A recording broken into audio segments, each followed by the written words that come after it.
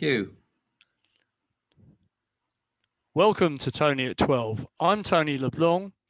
As one US president replaces another, I'm today in conversation with my dear friend, Professor Richard Conder.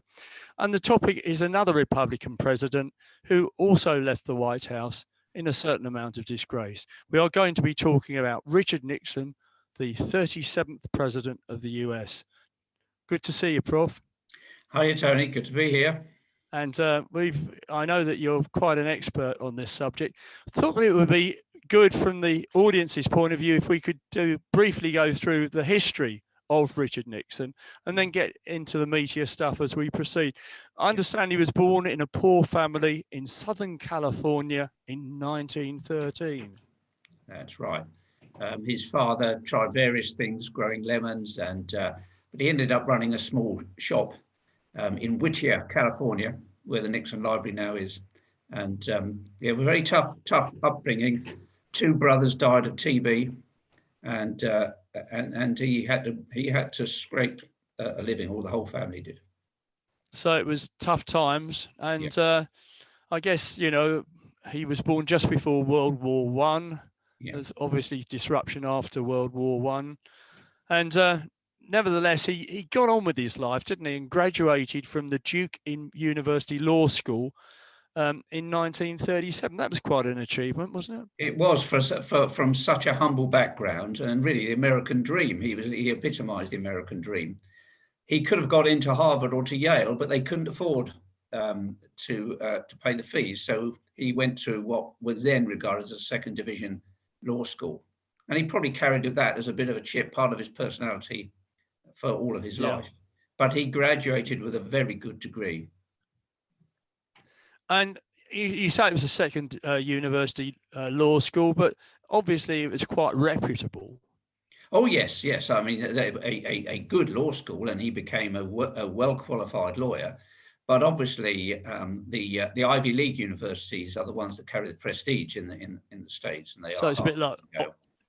Yeah, similar to Oxford and Cambridge. Yeah, and he certainly had a thing about graduates from Harvard and Yale and Princeton and Georgetown all his life. Yeah. He was a man who carried prejudices. Don't we all? Yeah. He married his wife in 1940, Pat, and she was quite, a lady that, presumably came up on a fairly rough trail as well. Yeah, her mother died early, and she had to bring her siblings up herself. She qualified as a teacher. Stunningly beautiful woman, Richard Nixon pursued her really, and I think proposed marriage on a number of occasions. But very interesting that this marriage lasted without any hint of any issues within the marriage. Two beautiful and loving daughters. Stark contrast with some of the heroic presidents and perhaps with the current incumbent, but but it was a very, very firm marriage, and she supported him throughout his political career. She died about a year and a bit before him, and he was utterly devastated when she died. And she had a tough time because he was a very driven politician, but she was there with him through all the ups and the downs. So. Taking his career on a little bit, they both moved to Washington in 1942 to work for the federal government, but he was still on active duty all the way through as a Naval Reserve officer. Yeah, and he was based in the Philippines, which was a transit station for, he spent some time in the Philippines transit station for people moving to the Pacific. I don't believe he was ever actually in combat, but he nonetheless was a fully active member of the US Naval Reserve and was fully involved in the war. Unlike, for example, Johnson. Yes, yeah. Am I right in thinking that he was one of the youngest congressmen ever in 1946? Absolutely right. He wasn't the youngest, but he was one of the youngest. Jack Kennedy, John Fitzgerald Kennedy, was elected at the same time, and Kennedy was born in 1917. And although they're on different sides of the house, they were as in those days. It was much more bipartisan. They were good friends and colleagues and had respect for each other and worked together on various work. Because that's not always the way we read it, do we? As No, far of as course Kennedy not. was No, concerned. and it's always a surprise that these people, you think they're in combat, they're political combat, but actually behind the scenes they have to. In the American system, you have to work together, which is why it's falling apart now, because it is so polarized now. But the founding fathers set up the US free tripartite governance to really force both sides to work together. So yeah, I mean, people like Lyndon Johnson, Jack Kennedy, Nixon himself, Hubert Humphrey, another famous name. They all knew each other, and at a personal level were quite close, although their political philosophy was so different. Yeah, but in those days, was it that much different? Well, probably not, because the Republican Party had liberals within it, particularly in the North. Mayor John Lindsay of New York was a very famous liberal Republican, as was Nelson Rockefeller. And on the other hand, the Democrats had the Southern Democrats, who were still part, if you like, still carried a lot of the Confederacy history. And the South was always Democratic because, of course, Abraham Lincoln was a Republican.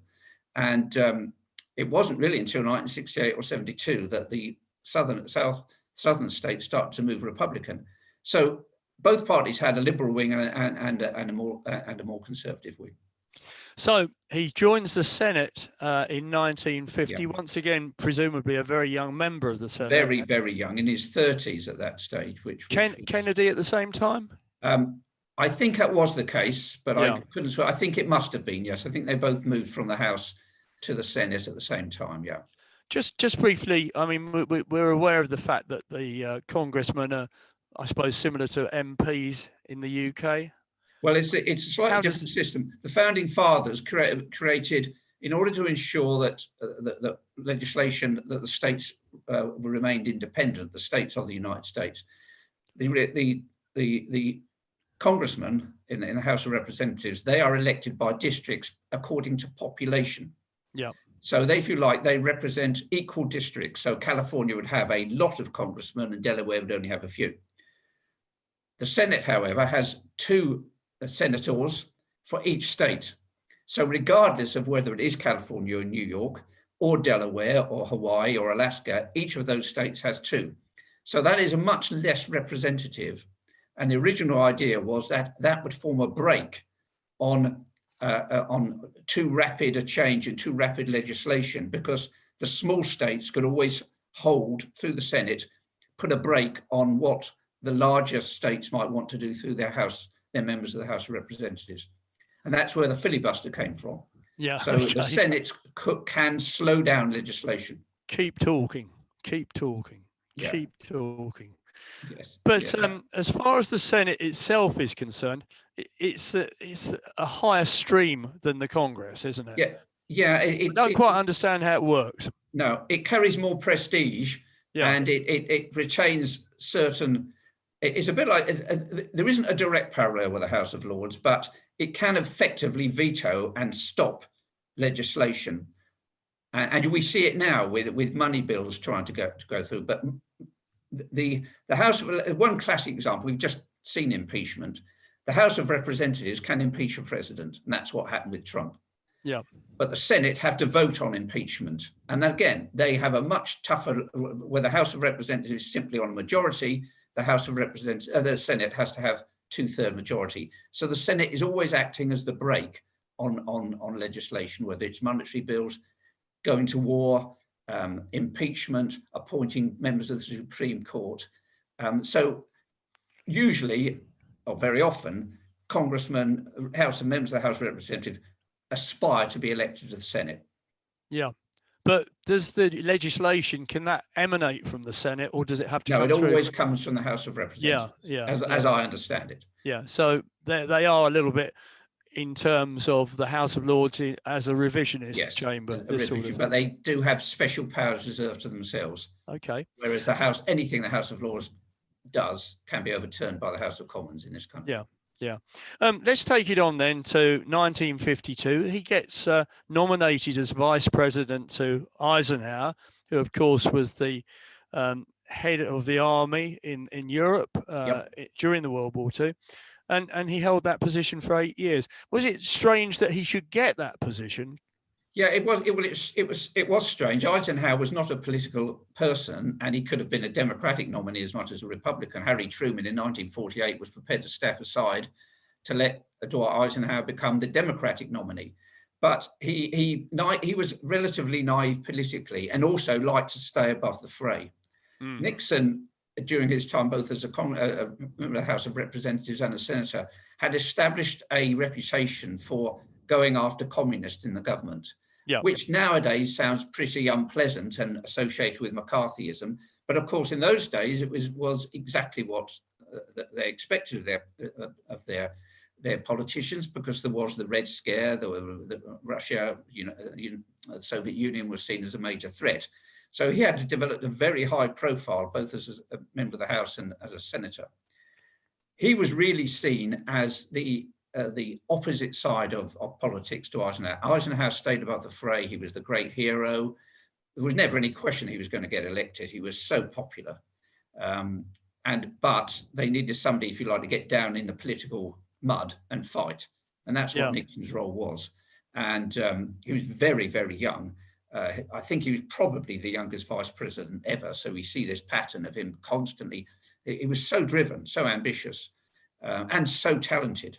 I think one needs to say that. This was a man who stood above nearly every other politician in the House in terms of his intellect, drive, knowledge of politics. So, he wasn't a fairly easy choice in terms of balancing the ticket. Of course, he also came from California, which had a huge number of electoral votes. So he brought California onto the ticket. There was a lot of ups and downs during the election, and there was one occasion when it's possible he might have been dropped because there was a campaign, a smear campaign against him, and he had to go on television to clear his name during the campaign. And Eisenhower, who had no personal links to him, was prepared to drop him, which had been a first.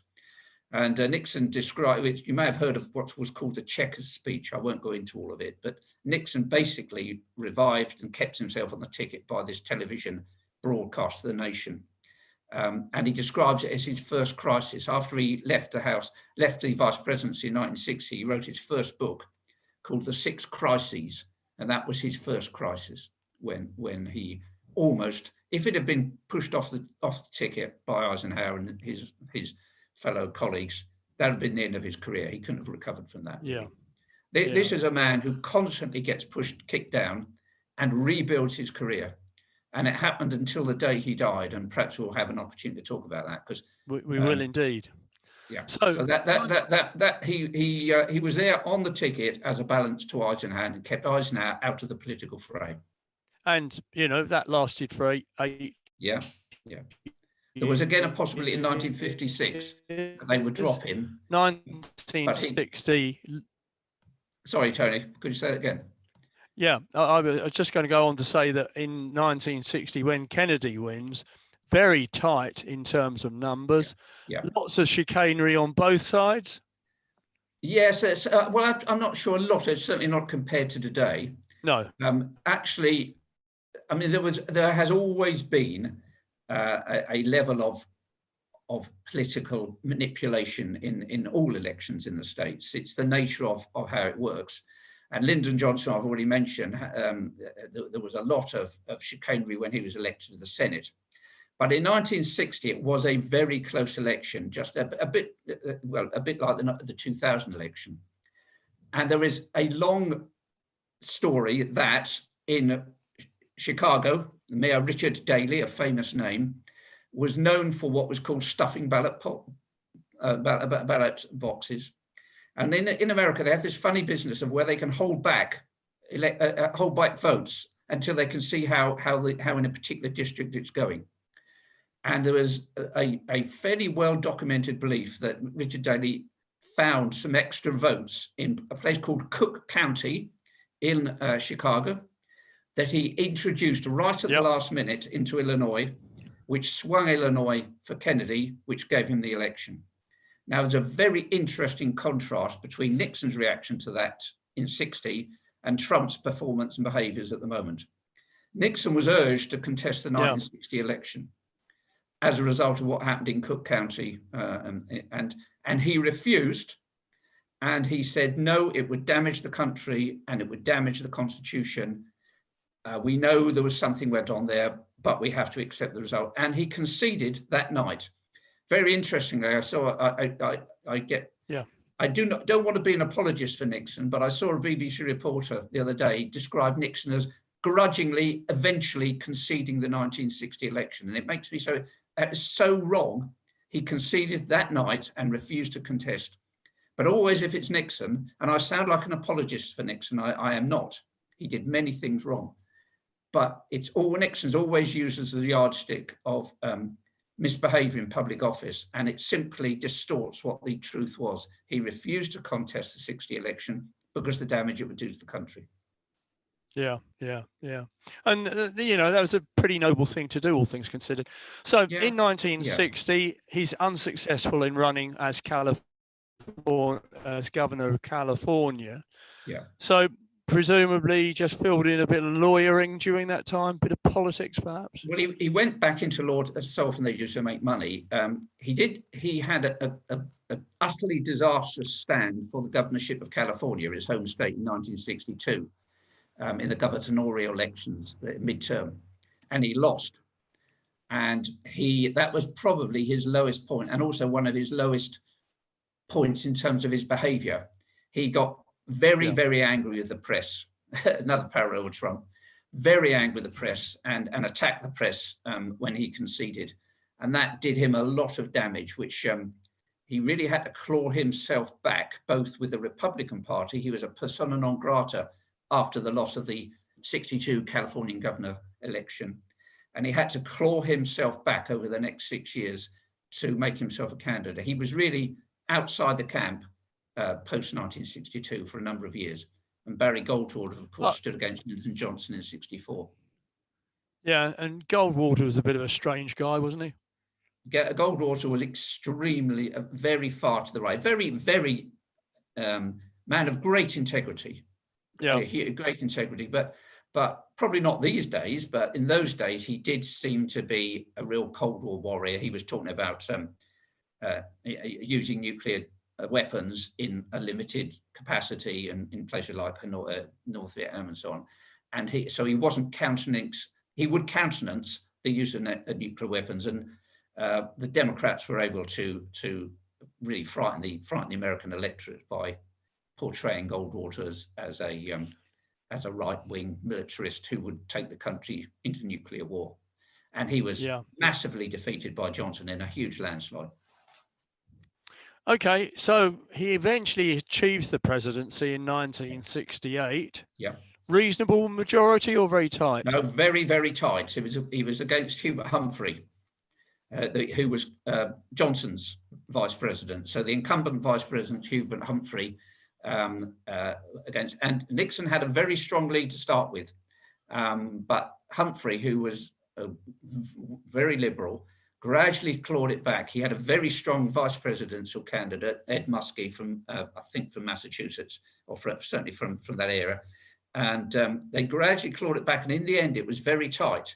I don't think so much in the Electoral College, but it certainly was in the popular vote. But Humphrey again conceded gracefully, very gracefully. And Nixon told, they stayed good friends. And Nixon actually went to Humphrey's funeral at Humphrey's request before he died in 1978.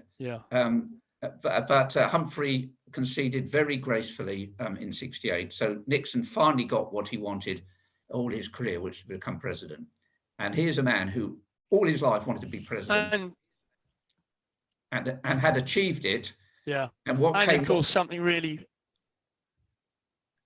Sorry, Tony. Yeah. That's all right. What I was going to say, you suddenly get a situation where he's there at right place, right time for Apollo 11 landing on the moon. Yes, yes indeed. And that was. It was he probably then goes on, Richard, probably the high point in terms of American prestige. One of the high points, other than obviously winning being so close to in the Second World War and leading the Western alliance in the Cold War. But yeah, the American prestige was huge, and of course that did reflect on Nixon. And in 1972, he establishes détente with the Chinese. That was quite a coup. That was almost like going to the moon. I remember watching it, and because nobody had ever seen live pictures from China. And as he came down the steps from Air Force One and shook hands with Zhou Enlai, was just quite remarkable. And this is what we haven't talked about, is his mastery of foreign policy. When presidents are ranked by historians, and there's a lot of this goes on, and you can get to see it on Google. Nixon inevitably is ranked quite low in terms of his political behaviour, but always in the upper 10% for his foreign policy. He spent most of his presidency doing the foreign policy and vice presidency doing foreign policy work for Eisenhower, who himself was never really very well or fit. So Nixon did all the long journeys, and so he had fantastic connections right around the world with world leaders, right the way from Khrushchev to Churchill to Gandhi. Well, no, yeah, we had met Gandhi, but not during his vice presidency. But right across the board, he knew everybody. So yeah, probably he was the only person who could have opened up China. Yeah, and at the same time, Richard also establishes an anti-ballistic missile treaty with the USSR. Now that's quite incredible. You know, 8 years after the Big Bay of Pigs? 8 years, and worth saying something about the Cuban Missile Crisis, going back a little, which I will in a moment. But yeah, only Nixon could have created détente. One of the reasons was they were frightened of him. Yeah, because he had this strong anti-communist pedigree, and the Russians and enemies of any country need to be wary of the leader they're opposing. It's interesting to reflect whether Khrushchev, if Nixon had won the 1960 election, whether there would have been the Cuban Missile Crisis in 1962, because Khrushchev thought he had detected weakness in Kennedy. Yeah, he knew very well there was no weakness in terms of foreign policy with Nixon. Yeah, so that's an interesting alternative history if Nixon had won in 1960. I doubt very much if there had been a Cuban Missile Crisis. Interesting stuff. You're watching Tony at 12, Tony LeBlanc in conversation with Professor Richard Conder about President Richard Nixon. So let's go on to the Vietnam War. I mean, that's another high spot. He was able to cease fire in 1973 on that one. Yeah, I think that is probably more contentious in as much as anybody of a liberal disposition, or even not a liberal disposition, would see the treatment under Nixon of Cambodia and Vietnam as fairly concerning, in as much as the level of bombing and the level of slaughter that went on to achieve that end was pretty horrendous. Now, it had nothing to do with starting the Vietnam War, but I think most historians, whilst certainly applauding him for China, would probably rail against the Vietnam policy. And of course, the reality was Vietnam was the peace was not really very substantial, because in 1975 they invaded South Vietnam and took over. And of course, Cambodia, I mean, there has to be an argument that the appalling things that happened in Cambodia under the Khmer Rouge were a product of the illegal bombing of Cambodia and the invasion of Cambodia, which destroyed the whole of the political infrastructure in Cambodia. So he did end the Vietnam War, no question. He brought the prisoners of war home. That was a significant achievement, but to some extent it was a chimera in effect. Yeah, it certainly didn't last very long. He delivered on his promise, but I suppose Trump would say he delivered on building part of his wall. But it was. I don't think it was his strongest legacy, but he did end the war. Everyone accepts that. Yeah. But coming on to his more liberal side, he was able to impose anti-segregation in the schools, the southern schools. So he obviously saw that as an essential. I think in terms of domestic policy, that is very often overlooked, his great achievements in terms of domestic policy, which have left a legacy almost up until the Trump era. Yeah. He had always been an anti-segregationist, right the way back to 1958 when he was vice president. He worked with Lyndon Johnson, who was then leader of the Senate, to put through the very first Civil Rights Act. And whilst the Watergate tapes demonstrate some of his fairly unpleasant characteristics in terms of minorities, black people, Jewish people, and so on, and that's putting it mildly. In terms of realpolitik, he saw the writing on the wall and did push very hard for desegregation of Southern schools. He, of course, created the Environmental Protection Agency, so he was the first president to actually start to recognise the damage we were doing to our own planet. He steered America through the grotesque inflation that characterised the early 70s. And brought their monetary policy back into control. So he has in terms of some things, not obviously not the stuff around Watergate, he does have a legacy in terms of liberal policy. I think there's probably a question mark about whether or not he did it, or it happened because it was convenient for it to happen. But nonetheless, realpolitik, he did deliver on that. Now, Richard, in 1972, re-elected with a massive majority, and it all sort of goes to waste, doesn't it? This is the most extraordinary bit of issue about this man. Very humble background, realised the American dream that anybody can be president, had such huge qualities, probably intellectually, probably one of the giants of all the presidents, massive drive, carried lots of personal baggage from his early days. He was not easy around people. He had to overcome all of that. Was going to win the 1972 election under all circumstances. This is the bizarre thing. He'd with all the things we talked about, men were on the moon. He had ended the Vietnam War, however you regard that. He had opened China. He had created détente and got the anti-ballistic missile treaty in place. And yet, somehow, having won one of the biggest majorities in American history against a fairly weak candidate, George McGovern, a very good man, George McGovern, a war hero, flew bombers over Italy, answered his country's call, but was a weak candidate under all. And the Democratic Party after 1968 was in disarray, didn't have to do anything, could have just sat in the White House and would have won that election. And yet, because of these personal feelings of inadequacy and always having to win, and believing his opponents were his enemies, and we see that now, he had to do more than he needed to, and it was a tragedy, but almost a tragedy of sort of Shakespearean proportions. That was always going to happen at some stage in his career, and so unnecessary. If it hadn't have happened, he would have been the first man who'd served full terms in senior public office, 2 as vice president and 2 as president.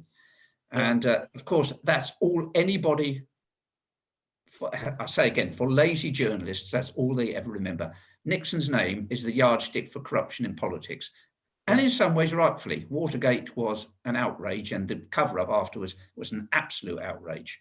He would have been impeached if he hadn't have resigned. But yes, a complete tragedy. Yeah. So let's take a look at Watergate. It was all about spying, wasn't it, on the other side? Yeah, and of course he would say that all he was doing is what every other president had done in the past. Probably not Eisenhower and those sorts of people, but graft and trying to do down your opponents was always about the American system. And so he was saying he would be saying after he was doing nothing that others hadn't done. The wiretapping, the trying to eavesdrop on opponents. But the mood of the world, and particularly America, was completely different in those days. That the media, the press, and the radio were not prepared just to turn a blind eye to what the presidents or their leaders were doing. They turned a blind eye to Kennedy's behaviour in the White House, particularly in terms of his behaviour with women.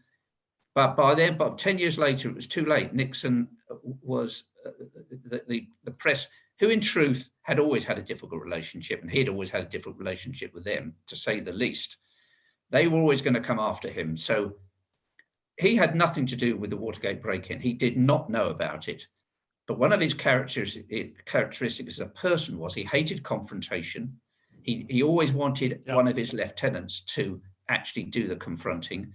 So he allowed these people actually to do some of these things. They thought they were acting on his behalf, but he didn't know about Watergate, but he certainly knew about the cover-up. And that was the inverted commas criminality, or that what was alleged to have been criminality, because the tapes clearly show that from very early on he was trying to suppress the investigation into Watergate, and that was the reason he had to resign. And I'm not an apologist for. I think the balance in terms of looking at Nixon is badly skewed. We had to look at the whole career and the whole man, but he had to resign over what he did there. And any other president, well, most until very recently, would have had to resign as well. So it was all about the tapes eventually, wasn't it? Was it about his denial of their existence? No, in truth, he never did deny they existed. I mean, he didn't. It wasn't public until it became public in the Watergate hearings. So yes, I mean, in fact, it was a secret taping system, and you're correct in that respect. But he tried to claim that they were subject to executive privilege, that they were there for him to write his memoirs. And of course, that's what all the battles through the various Senate hearings and the congressional hearings and ultimately the Supreme Court were about, whether or not these tapes were evidence or whether they were subject to executive privilege.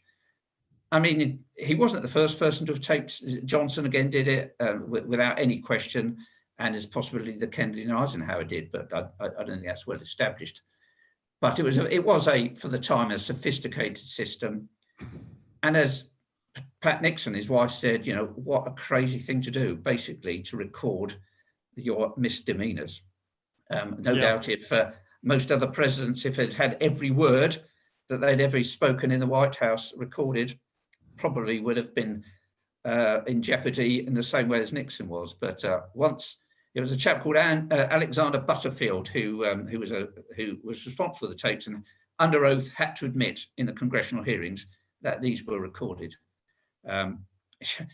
If Nixon had burnt them, or if they'd never existed, or if it had been able to get away with the claim of executive privilege, he would never have had to leave office. The criminality would have still been there, without any question, but it would have not been able to be detected. And so essentially he lied. He lied. Not the first politician to lie. No, certainly in the White House, as we know now. But yes, he lied, and that was his comeuppance. But I think more to the point, he was caught. And that doesn't mean to say that his misdemeanors are any less, but it does mean perhaps it is worth reflecting that probably he was very little different in terms of some of the behaviours than a significant number of other presidents in the past. But he did take it to an extreme. I don't want to sound like an apologist over Watergate. Both the language he used that we've picked up on the tapes in terms of his true attitude to some people and some races and some issues was pretty horrifying, to say the least. And whilst I think one has to take a balanced view about Nixon, it shows a part of him, part of his characteristic, a part of his personality, which one does not reflect well on him, to say the very least. But looking at it overall, the statesmanship element was pretty good. The statesmanship, misunderstood. Well, the foreign statesmanship was probably without parallel. I mean, you probably have to look to Franklin Roosevelt, and he made plenty of mistakes in terms of his dealings with Stalin. In terms of expertise, foreign policy, developing foreign policy, confronting issues that faced the West and faced America, probably without parallel. Some of his domestic policy still stands today. But when he is measured by the historians, there are always a number of categories that historians look on. One is moral leadership and making the country feel good about itself, those sort of things. Inevitably, he comes very low in that respect because it is there. You cannot deny it. For others, the Kennedys of this world, with their treatment of women in particular, their misogyny, would not bear out well. But it's on the record for what Nixon did, and that has to be put on the other side of the scales in terms of the great things he did, which were about statesmanship, which were about environmental protection, about dealing with a lot of the discrimination. And one has to say, Tony, we'll come to this in a minute, I know. But in terms of comparisons with the current post holder, this man is a giant. Yeah. On lots of levels, as a number of other presidents were, of course. It's not a big hurdle to jump compared to the current incumbent, but in lots and lots of different areas. But yeah, I mean, the balance has to be struck. It's very interesting. You can't see behind my right shoulder. I could lean to one side, but there I have behind me about 40 different books that have been written about Nixon. He is one of the most, this is not grammatical, biographied presidents ever. Yeah. The historians find him utterly fascinating, and a lot of these books have titles like Redefining Nixon, Nixon Reappraised. The modern, and a lot of them they're not old biographies. A lot are still being written. And Senator Robert Dole, who was another presidential candidate who spoke at Nixon's funeral, said the second part of the 20th century should be called the Nixon years, because he was the most influential president of the second half of the 20th century. And I think that's probably true. Pretty complimentary. Yeah, but we have to remember the downsides as well. Yeah, sure, as everyone does. How do you find his memoirs, his personal memoirs? Interesting? On my left-hand side, yeah, if you could see them, I can. Are his writings. Apart from Churchill, yeah, he is probably the most significant writer of a political writer, certainly in the Western world. His memoirs are huge. I don't know. I could reach over and show you them if you wish, but they are massive. We'll take your word for it. Okay, but also after that was his first book that he wrote after he resigned. Yeah, but he also wrote about 10 more very, very significant books.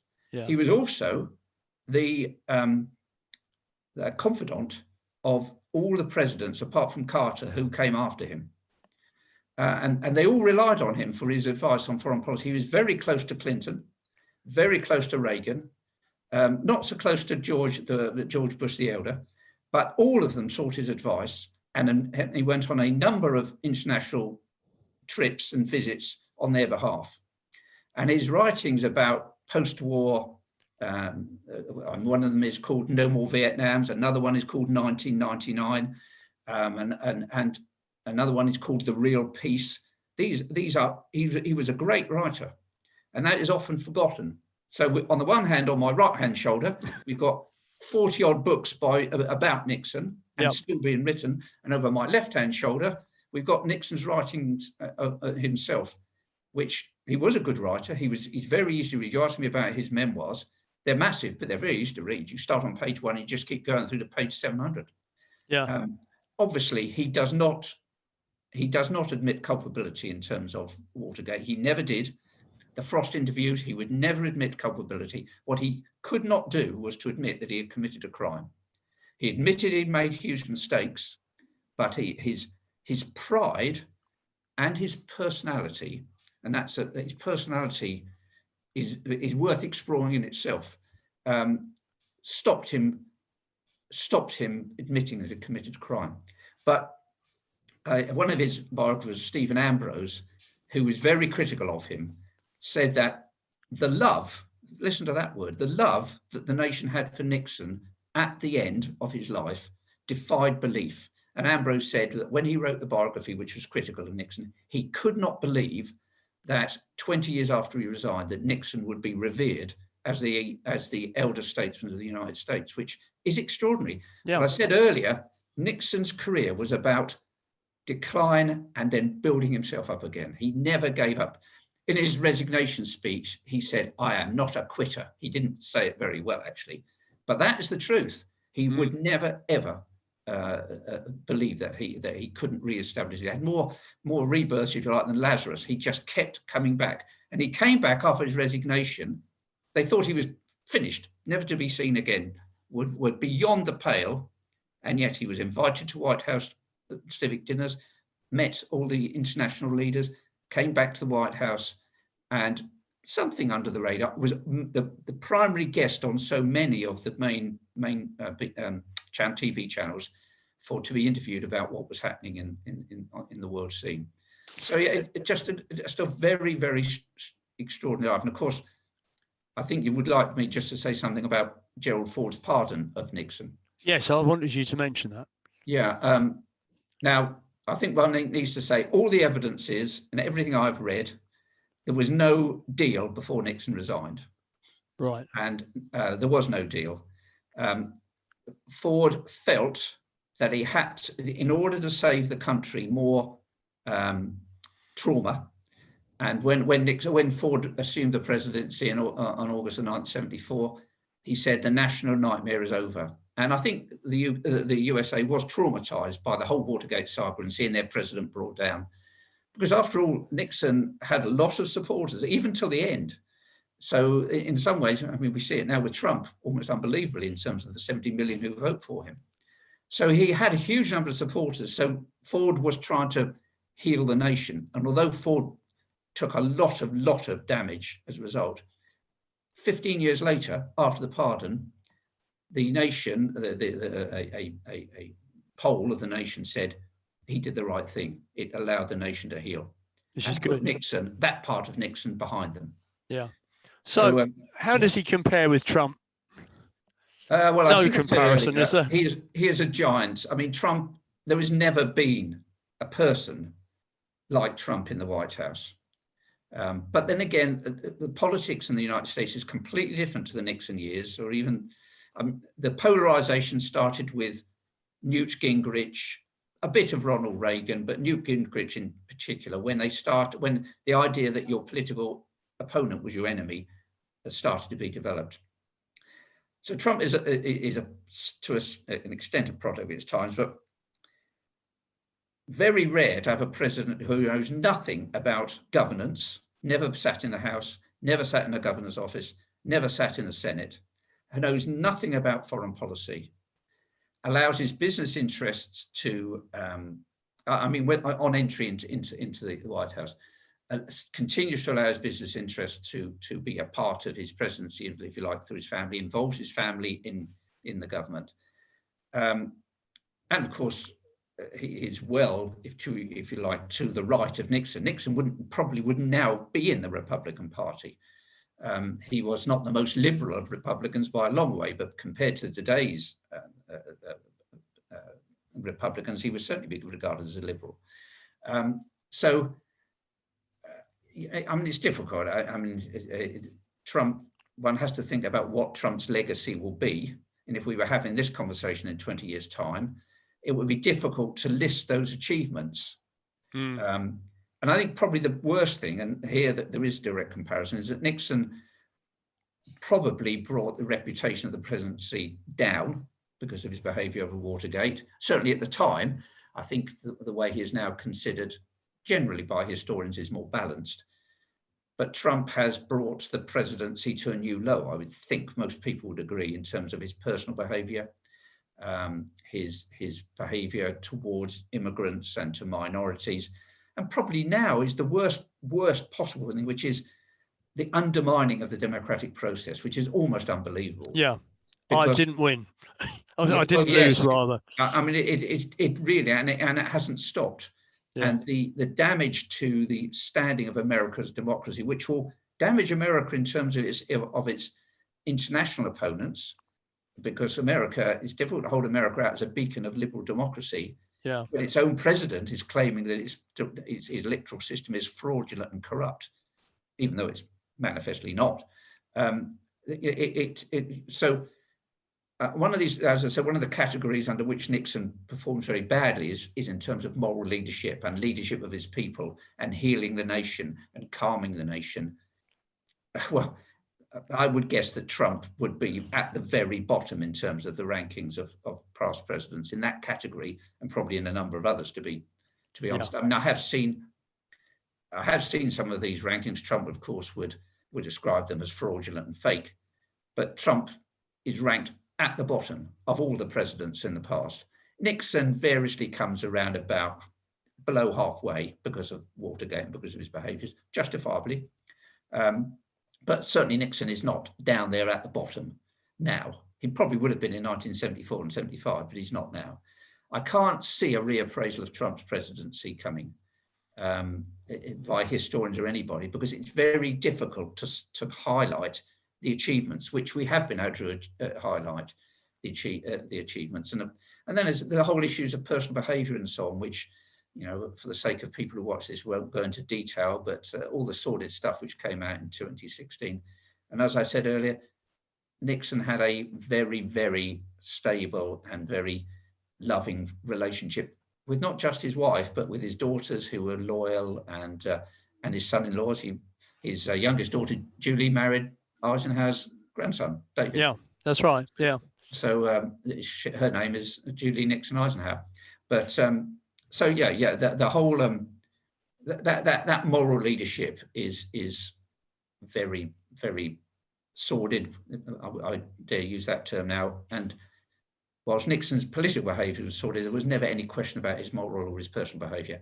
And I think that's important if you're holding yourself out as commander-in-chief and head of the nation, leader of the nation. You've got to be there, haven't you? I think so. Yeah. Just to round it off, he died in 1994, aged 81. Aged 81, yeah, and was buried alongside Pat Nixon, who died the year before. There were a huge number of former presidents and senior congressmen at his funeral. Bill Clinton, who was then president, said the time has come to judge Richard Nixon on the whole of his career, not just one event. And as I said, Senator Robert Dole, who was Clinton's opponent in '96, said, as I said earlier, that the second half of the 20th century will be regarded as the Nixon years. And that might be an exaggeration, but certainly he was one of the biggest players over those 50 years. So I'm not an apologist for Richard Nixon. I think he's a fascinating character. And I think he did stand above most other political leaders during that era in terms of the way he dominated politics. But I rail against lazy journalisms that always use Nixon as if you like, the yardstick for corruption in American politics, because that does not tell the story of the whole man.